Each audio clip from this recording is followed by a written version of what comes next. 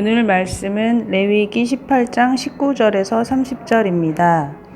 너는 여인이 월경으로 불결한 동안에 그에게 가까이하여 그의 하처를 범하지 말지니라. 너는 내 이웃의 아내와 동침하여 설정함으로 그 여자와 함께 자리를 더럽히지 말지니라. 너는 결단코 자녀를 몰렉에게 주어 불로 통과하게 함으로 내 하나님의 이름을 욕되게 하지 말라. 나는 여호와이니라. 너는 여자와 동침함 같이 남자와 동침하지 말라. 이는 가증한 일이니라.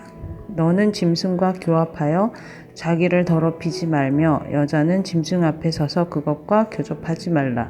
이는 문란한 일이니라. 너희는 이 모든 일로 스스로 더럽히지 말라. 내가 너희 앞에서 쫓아내는 족속들이 이 모든 일로 말미암아 더러워졌고 그 땅도 더러워졌으므로 내가 그 악으로 말미암아 벌하고 그 땅도 스스로 그 주민을 토하여 내느니라.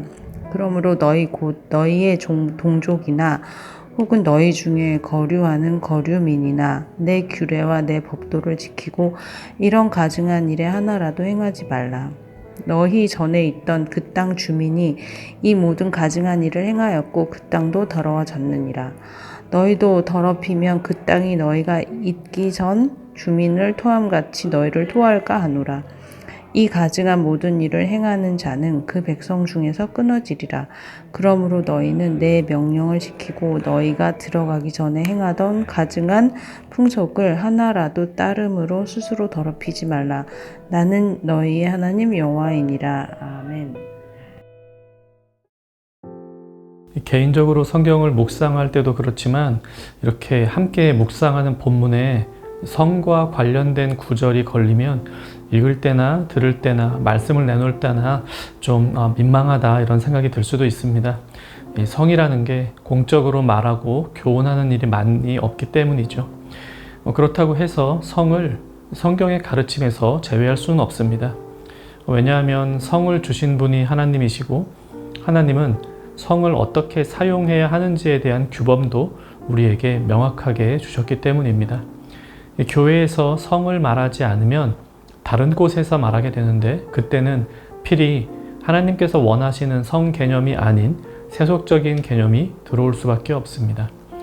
18장 앞부분에서도 성에 대한 다양한 규례들을 말씀하셨고요. 오늘 본문에서도 이어집니다. 1절부터 18절까지 나온 성에 대한 말씀들과 좀 다른 점은 있습니다. 앞에서는 주로 가족의 관계를 깨뜨리는 성관계에 대한 금기사항이 있었습니다.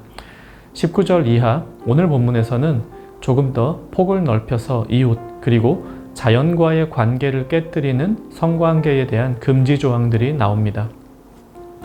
19절 여성이 생리 중일 때 성관계를 가지는 것은 그에 대한 배려가 없는 것이죠. 20절 이웃의 배우자와의 성관계는 이웃과의 관계를 무너뜨릴 것입니다. 21절에서는 성관계가 아닌 자식을 바치는 우상숭배 금지의 말씀이 나오는데요. 성에 대한 말씀이 나오다 갑자기 우상숭배에 대한 말씀이 나와서 당혹스럽기도 하지만 뜬금없는 구절은 아닙니다. 왜냐하면 구약에서는 우상숭배를 하나님과의 관계를 깨버리는 음란한 행위로 자주 묘사하고 있기 때문입니다. 이 그릇된 우상 숭배는 하나님과의 관계를 깨뜨리는 금지된 성관계와 같습니다. 계속 이어서 22절 동성 간의 성관계를 금지합니다. 이는 하나님께서 창조하신 질서에 어긋나는 것이며 동성 간에 하나님께서 부여하신 관계를 깨는 행위입니다. 동성끼리는 성관계를 맺는 관계가 아닌 것이죠. 23절은 동물과의 성관계를 금지하는데 마찬가지로 하나님께서 사람과 동물의 관계를 규정하셨을 때 사람과 동물은 성을 통해 이어지는 관계가 아니었습니다. 이 동성 간의 성관계와 마찬가지로 동물과의 성관계도 자연의 질서를 파괴하는 행위입니다. 하나님께서는 성에 대한 이런 금지 규정을 가지고 계십니다. 그런데 24절부터 29절까지에 보면 이스라엘 주변 나라들은 이러한 일들을 행했다고 합니다. 그래서 하나님은 그런 땅은 더러워졌다고 말씀하시죠. 너희는 이 모든 일로 스스로 더럽히지 말라. 내가 너희 앞에서 쫓아내는 족속들이 이 모든 일로 말미암아 더러워졌고 그 땅도 더러워졌으므로 내가 그 악으로 말미암아 벌하고 그 땅도 스스로 그 주민을 토하여 내느니라. 이 가족과의 관계, 이웃과의 관계, 자연과의 관계, 그리고 하나님과의 관계가 모두 어긋난 사회가 된 것입니다. 하나님의 백성은 그런 사회를 만들어서는 안 됩니다. 이 성에 대한 규정들을 말씀하시는 18장의 마지막은 나는 너희의 하나님 여호와이니라 끝이 납니다. 18장의 시작도 그랬습니다. 그러니까 18장 전체에서 금지된 성관계에 대해 말씀하시는데 그 시작과 끝은 나는 여호와이니라 입니다. 하나님께서 이것을 엄중하게 명령하시고 있다는 사실을 말해주죠. 이 성은 단지 개인의 문제가 아닙니다. 이 개인의 취향으로만 축소하거나 개인의 쾌락만을 위한 것이라 하며 비켜갈 수 없습니다.